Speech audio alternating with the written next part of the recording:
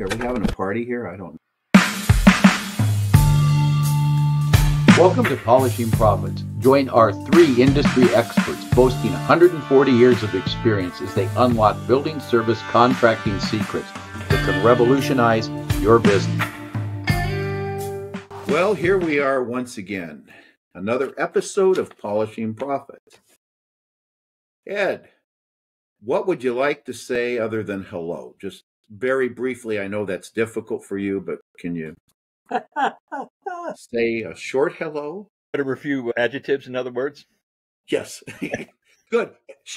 Sharon, moving right along to you. A short hello. Thanks, Ed. I'll keep mine short and sweet. Hello and welcome. Yeah, I'll give you a hello and welcome. On this episode, we're going to be talking about QMS, or what ISO 9001 refers to, quality management systems. We all have them, but we all have different ideas, kind of like customer satisfaction or service, what they should or don't contain and how they function. So is it for me, Ed? Oh, I thought I'd check. Okay. So anyway, back to quality management. Oh, yeah. A new warranty, that is. Well, here's the great thing about polishing profits. You're never going to know what you're going to get here, because we're not afraid to stop and just start talking. May not be of value, but we know Ed's 2004 Toyota is still under warranty. Maybe we should teach Ed how to get extended warranties for us at a low value, but that'll be another episode. Anyway, back to quality management systems. Least I digress and chase the squirrel. Quality management systems is basically QMS, and it consists of quality control portion and a quality assurance in other words. And so systems and processes, quality assurance, quality control get all mixed up in one big bucket. The warranty on my 2004 nothing very valuable comes out of it. So we're going to give our understanding of what we think quality control and quality assurance are. The simplest definition of quality assurance is everything that goes into the process to make sure the job gets done. Your onboarding, your training, your inspection processes, your management processes, how you deal with the customer, your customer touches, how you reply to service failures, how quickly they go. That's all the things that go behind what you say you're going to get a quality job are. That's the assurance portion. That's how you build quality in. You don't inspect quality in.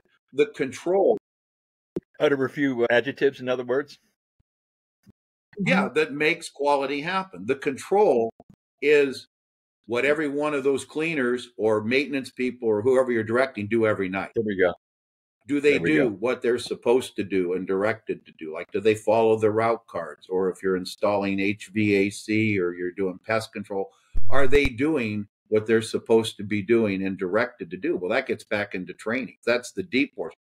But the control part is the inspection. The control part is when we get a complaint or what we call a hard service fail, how fast we get it corrected and back on track and making sure the customer is happy with it. The control is everything we do, the leading and lagging measures of everything we've put in to assure the quality gets done. You guys want to take a shot at that? That's my opening, simple explanation of quality assurance and control. And it's a tough subject to grasp, too. Yeah. And it's often ignored. I would say that that assurance utter a few adjectives, in other words. Okay, it's just another word for a plan. How you're going to execute that portion of your business. And oftentimes, your customer can get a copy or would welcome a copy of your plan. It can actually even be included with your proposal. And it can outline your company's strategic, step-by-step processes for executing quality within your company. Adjectives, in other words? Okay, so quality assurance is the one that's kind of everything. Quality assurance and quality control. The assurance is that's where you build it in. That's where you build it in. That's all the way through that I talked about. Yeah. And then control is all the things that you do with all the metrics and looking at it, and are we producing what we've built in to produce? So one is the plan to do it, and the other is the execution of the plan, I guess, would be and measuring of the plan. Holy cow, I look like a raccoon without those glasses after being on that boat yesterday. Give me 1 Put second. my shades on. Okay. So I see the quality assurance portion as really nothing more than a plan. It's a strategic outline, step by step, of what you're going to do within your company that encompasses your quality processes and practices. And in many cases, it's appropriate to give a copy of the plan to your customer so that they can see. You can include it in a larger proposal. You probably would not give the plan to a small one-person office, but any sizable accounts could get a copy of your quality assurance plan. And that would include the control portion, which we'll talk about. Okay. Well, I think the first thing is over to you, thoughts on quality assurance. Take a little bit of planning, because what control. We're talking about here, when it gently rolled off your tongue. Okay, but to have something where it's all encompassing, which is pretty much what we're talking about. I mean, from recruitment to training to onboarding inside on location, it's a pretty big ball of stuff. So I think that the most important thing is a plan. Before you get to it is the plan. Oh, yeah, definitely. The quality has to be part of your culture, I think, as well. And I spent a lot of time with the American Society of Quality. Our customers, we had to know all this stuff. We were in clean rooms, food plant sanitation, how a service company can deliver quality. And it starts at the top. Like, as is everything. If the owner doesn't understand quality and basically a quality management system or the whole thing that encompasses quality assurance and control, it's going to be hard pressed. Quality starts at the top. Quality is built in. It's not inspected in, is one of the main things I learned in all my studies in the American Society of Quality Control. I think they're called just ASQ now.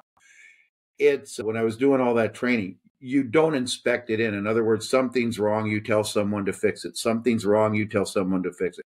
You miscommunicate. That is the byproduct of when you have issues, and it's supposed to be just bringing them back onto track. You can't direct and correct and ever expect a client to be happy with your services.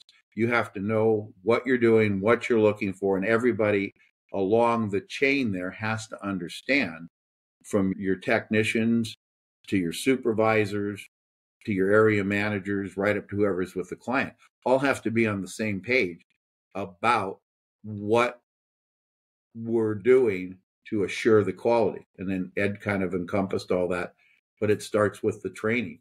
That's the assurance part. And the quality control is making sure that it gets delivered. And the biggest point, and I think the customer, I'm going to go off script a little bit here, they play in my mind, this is my interpretation, having dealt with this for some, I hate to admit this, 45, 50 years. The customer sits in an interesting pivot point in that they are both part of the control and a big part of the assurance. Even though they're not where we develop the assurance, they tell us really whether it's working or not. And then they tell us when it's broken. So they sit on both sides of assurance, that we're on the right track, and control. We're doing something, we've missed something in our examination processes to deliver the expected quality. But again, it gets back to a plan, and these plans aren't, I won't say they aren't simple, but they take time and they take thought to develop.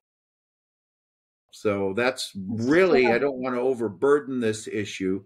I think we've pretty much covered the introduction to where we're heading to about a quality plan or a quality management system with a quality plan.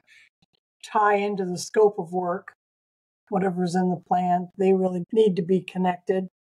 But the plan can be universal in that it can apply to all of your customers. It's a company strategic plan. So that stays the same, and then you can specialize it in your control section and bring in pieces of your scope of work.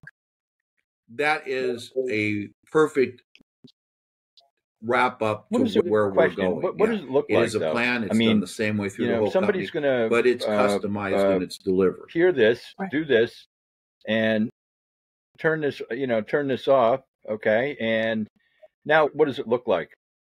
It can be a simple, there are templates out there that you can find, but you can create your own simple outline of what are the cleaning specifications. That can be just the top of your outline and listed. Then what is your employee training process? That's a piece. How are you training people to deliver quality? And then your tools for compliance. And then your metrics, your system of checks and balances. How are you going to control what you're doing? If you have those 4 elements in an outline, that's a simple enough plan. Well, takes a little bit of thought. And then, the other thing, in order to really bring something like this to life, it's going to be based on failures, past failures. Boy, we screwed that one up. Oh, yeah. Sure. Let's not do that again. Let's get that on the plan. Yeah. And that's pretty much it. These plans can run. Ours ran a few pages, basically covering every position. In other words, the trainer had a certain thing to do, cleaner or service person in that portion of the line. They knew, here's the specs, getting back to that. Those were the railroad tracks or the boundaries. And here are the outcomes. You have to do these things for us to be in compliance. And it should look like this when you're done. Then we had a thing, how to inspect. Basically, we had different levels of inspection, follow-up, complaint, formal inspection, spot inspection. And here's what we do, and here's when you contact. So it basically outlines the whole methodology of how you're going to run this program. And it can't be so big no one will read it. I don't want to make people think I'm not going to do this. Like I said, ours was a few pages, and it was an outline form. And that was all that was required. If you find this, you do that. If you can't get a building cleaned, here's the steps that you should do or take, whatever. It's just how we make sure the work gets done. No shows. It encompasses everything because we have to have people on the site every night to deliver the service. And let's face it, if you don't dump the trash, clean the johns, and vacuum the common areas, you fail. So you at least have to get that done. So it is encompassing all of those things just in outline form, what the area manager is responsible for when they talk to the client. What things should they be checking? Our service failures and recovery were all outlined. When you get a call, you've got X amount of time to get back to the client, determine this, and here's the process you follow when you're resolving a service failure. So I don't know if that cleared things up, but if you've looked at a quality plan, and like Sharon said, they're out there. You can go out and look up an ISO 9000 quality plan for a service company and get an idea.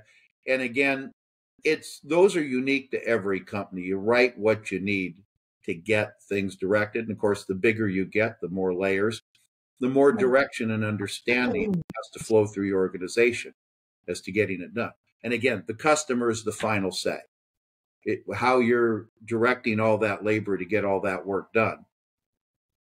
Basically, are you satisfied? And if you get a no, you got a whole lot of questions to ask. So that would be my answer to that. It was rather long-winded. Sorry about that. Oh, Ed went down the rabbit hole. Ed's back. All right. Well, enough of that fun. The scrub down, a recap of what was covered on today's episode. My key point is strictly going to be you have to, regardless of how big or how small, you have to have a quality management system in place. Right. In other words, how you're going to build this in to get quality and how you're going to control it and make sure you're delivering what you've promised. It's going to be on written, the plan being written and delivered to the customer. Thanks, guys. Thanks a lot. You bet. Bye-bye.